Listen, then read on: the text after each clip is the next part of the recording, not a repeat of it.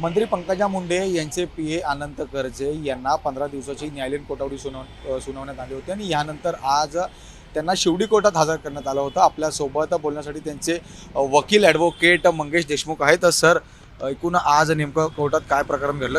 कारण आज अनंत गर्जे यांना सुद्धा हजर करण्यात आलं होतं। नेमकं काय प्रकरण घडलं?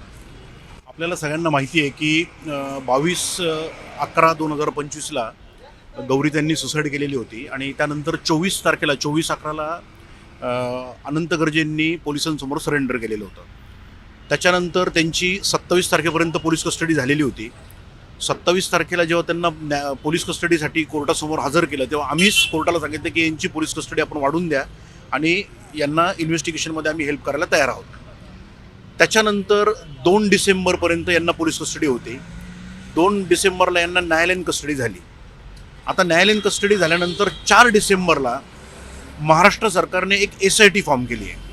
आता या स्पेशल इन्व्हेस्टिगेशन टीममुळे 4 तारखेला ती फॉर्म झाल्यानंतर 5 तारखेला त्यांनी त्या टीमनी ते सगळं इन्व्हेस्टिगेशन त्यांच्या हातामध्ये घेतलं आहे आणि त्याच्यानंतर त्यांनी त्या इन्व्हेस्टिगेशन टीमनी जेव्हा आमचा अनंत गर्जे आणि त्यांच्या बहिणीचा आणि भावाचा अँटिसिपेटरी बेल पेंडिंग असताना अनंत गर्जेंचा परत PC त्यांनी घेतली, म्हणजे पोलीस कस्टडी परत घेतली होती।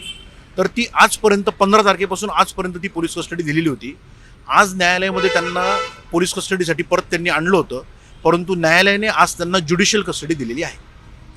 नक्कीच ह्याबाबत आता म्हणजे गार्गेचे सुद्धा वडील आले होते, काही लोक आले होते, त्याचबरोबर आपण सांगू शकता अनंत गर्जे यांचे सुद्धा काही नातेवाईक आले होते आणि नेमकं काय प्रकार घडला त्यांच्यासमोर? नाही, आता काय आहे की अनंत गर्जेंचे बहीण आणि भावाचा जामीन याच्यामध्ये झाल्यामुळे ते लोक पोलीस चौकशीसाठी कालपासून मुंबईत आलेले आहेत। पोलिसांकडे जाऊन त्यांना त्यांचे स्टेटमेंट रेकॉर्ड करायचे आहेत। आता गौरीताईंचे वडील आले होते असं मला आत्ता मी न्यायालयाच्या आवारात मला समजलं की ते देखील आले होते। तर ते त्यांच्या काही कामासाठी किंवा त्यांच्या स्टेटमेंट रेकॉर्ड करायला निश्चित आलेले असू शकतात, त्याविषयी काही दुमत नाही आहे। परंतु मागच्या 2 दिवसापासून आमच्या माहितीप्रमाणे अनंत गर्जे यांना जे हॉस्पिटलला काही टेस्टसाठी घेऊन देण्यात आलेलं होतं। तर ती सायकोलॉजिकल इव्हॅल्युएशन टेस्ट असावी आमचं असं प्राथमिक मत आहे। कारण माझ्या पक्षकारांनी जे मला गोष्टी आत्ता न्यायालयासमोर आम्ही बोलताना जे सांगितलं त्याच्यामध्ये त्यांना मनोचिकित्सक रुग्ण त्यांच्या त्या डिपार्टमेंटला घेऊन जाऊन त्यांच्याशी काही प्रश्न त्यांनी केले होते। तर त्यामुळे बहुतेक 2 दिवसापासून त्यांनी त्या चौकशी त्या अँगलनी देखील करून बघितलेली आहे। तिसरी गोष्ट की SITने ह्या सगळ्या गोष्टींचा तपास करत असताना ही सगळी जो घटनाक्रम आमच्या पक्षकारांनी सांगितलेला आहे की ते मागच्या बाजूनी वर चढले आणि गौरी त्यांना वाचवायचा प्रयत्न केला, तर ते परत एकदा रिक्रिएशन त्याचं केलेलं आहे आणि अनंत गर्जेंना तिथे घेऊन जाऊन हे सगळं रिक्रिएशन करून परत एकदा त्याची खात्री केलेली आहे। तपासणी कुठवर आली आहे आणि अनंत गर्जेंना जामीन कधीपर्यंत मंजूर? कारण की तुम्ही यासाठी अनेक वेळा प्रश्न उपस्थित करता। नाही, अनंत गर्जेंच्या जामिनाच्या बाबतीत जर आपण बोलायला झालाल तर आज ज्युडिशियल कस्टडी झाल्यामुळे आज टेक्निकली आम्ही जामीन दाखल करू शकतो। परंतु मला त्या बाबतीमध्ये अनंत गर्जेंच्या घरच्यांशी आणि काही लिगल प्रोसिजर पूर्ण करूनच मी त्या बाबतीत निर्णय मी स्वतः घेणार आहे।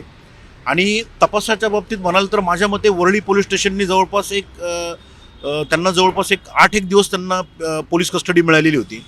त्या पोलीस कस्टडीच्या काळामध्ये बऱ्याचशा विटनेसचे त्यांनी स्टेटमेंट देखील रेकॉर्ड केलेले आहेत। ज्या महिलेशी हे सगळं नाव जोडलं जात होतं अनंत गर्जेंमुळे, त्या महिलेचं देखील स्टेटमेंट त्यांनी रेकॉर्ड केलेलं आहे। ही SIT आल्यानंतर यांनी परत त्या लोकांचे बहुतेक सप्लिमेंटरी स्टेटमेंट देखील रेकॉर्ड केलेले आहेत आणि घटनास्थळ पंचनामा झालेला आहे, फॉरेन्सिकची टीम आलेली आहे। आता दुर्दैवाने मेडिकल रिपोर्ट अजून जे पोस्टमॉर्टमचे रिपोर्ट आहेत ते प्रिलिमिनरी रिपोर्ट काही आलेत आणि फायनल रिपोर्ट त्यातला अजून बाकी आहे। तर त्यामुळे बाकीच्या सगळ्या गोष्टींचा तपास हा जवळपास 99% पूर्ण झालेला आहे माझ्या मते। पण आता SITला अजून काही तपास करायला तर त्यांचा अधिकार आहे, त्यांनी तो करावा। नक्कीच खूप खूप धन्यवाद सर। व्हिडिओ जर्नलिस्ट मनोज सोलंकीसह मी जय पवार, जय महाराष्ट्र न्यूज, मुंबई।